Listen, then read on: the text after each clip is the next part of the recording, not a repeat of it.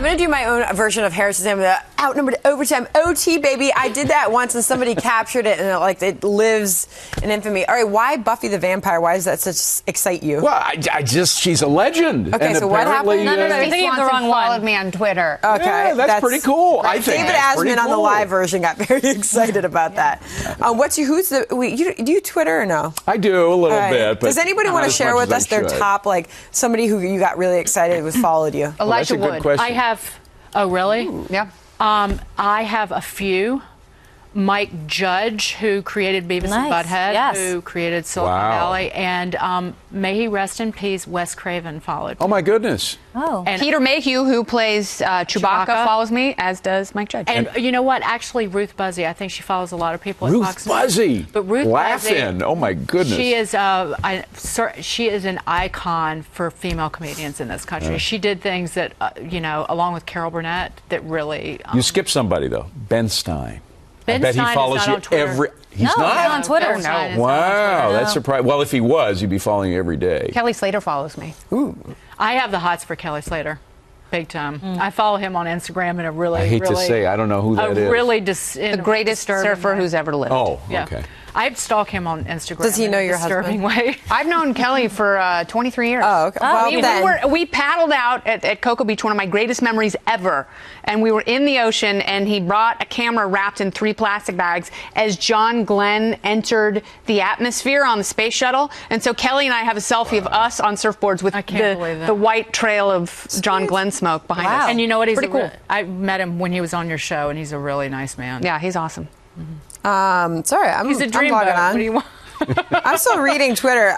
People are all fired up today about a lot of stuff. So, what did we promise we were going to talk more about? Our A block. You guys were all UN in a tizzy. The UN resolution. John Kerry. I just want to say something because a lot of people on Twitter are, I think, unfairly attacking Julie Roginski, saying that she's pro-Palestine. Would you I'm not an anti-Semite, my friends. Can we just start with that? I'm a member of the tribe. And you talked about your grandma.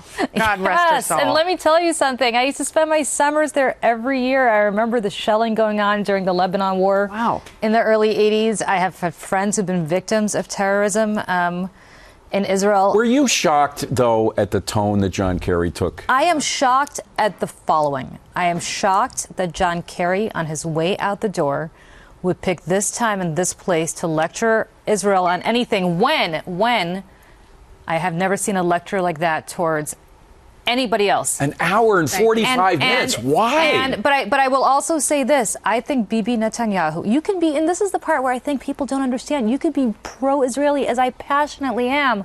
My cousins are all there. I love it. It's like a second home to me.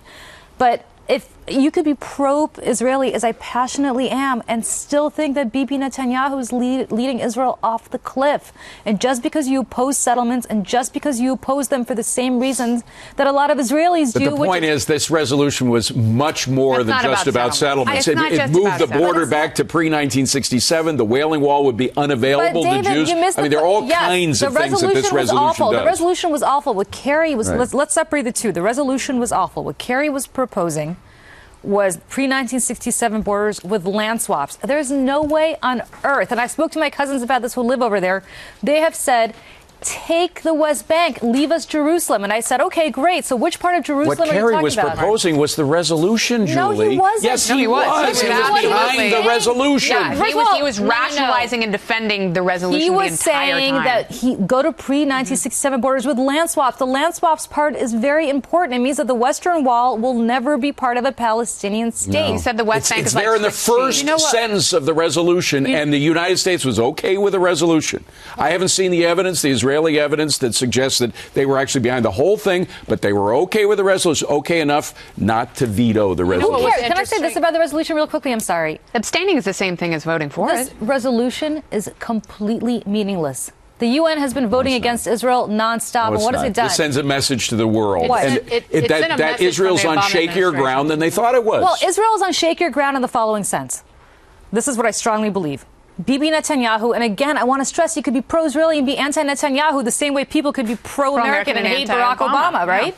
So you could be pro-Israeli and think the following, that Bibi Netanyahu is more interested in keeping his coalition government intact, which is full of people who are pro-settler. He's got people to the right of him drastically on this issue who are propping up his government because it's a parliamentary system, than he is about Julie, actually I get coming it. to terms I understand with it. exactly what you're saying, but you got to pull back. You're looking into the weeds in Israel politics. Important. This is about U.S. diplomacy, and the first rule in diplomacy is you never abandon your friends to their enemies. That's what we have done. This administration does not treat Israel as though it's a friend. It does not treat Israel as though it's an ally. I mean, this is like having a best friend and then sleeping with her boyfriend in the Iran deal.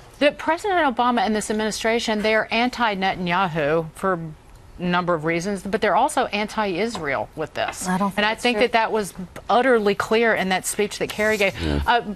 Krauthammer said something really interesting, though, on Special Report. He thought that based on the speeches, he called it a word salad, which made me laugh out loud. But he said the damage is done because it seemed as if in that speech that they're not going to pursue the 6-point plan at the UN in the Security Council. Even you have to wait and see what happens in Paris. And they're not going to let Palestine, with no concessions, have its own state. So based on that, Krauthammer said that the damage has been done and now they can move But think on. about this realistically. Paris is starting January 15th, right? That's when the negotiations begin, or the sit-down begins. January 20th, you have a new president coming in. And Barack Obama knows this, and John Kerry knows this.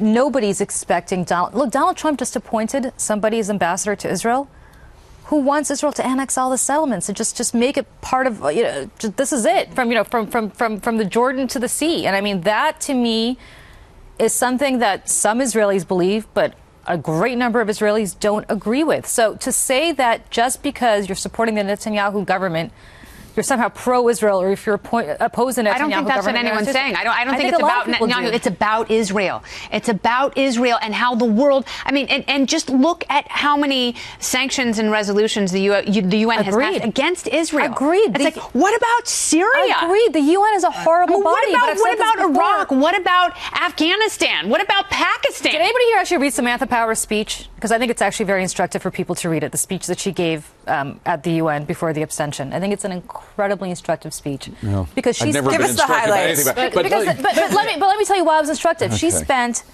most of the speech saying exactly what Kennedy just did, that this body is disgraceful because this body has done nothing on Syria, it has done nothing on all these other things, but all it does is go after Israel. Can I just say something, though, about Palestine, which the name of which is thrown around too casually? What is Palestine? Is it Hamas, because Hamas took over parts of the Gaza Strip that Israel pulled out of?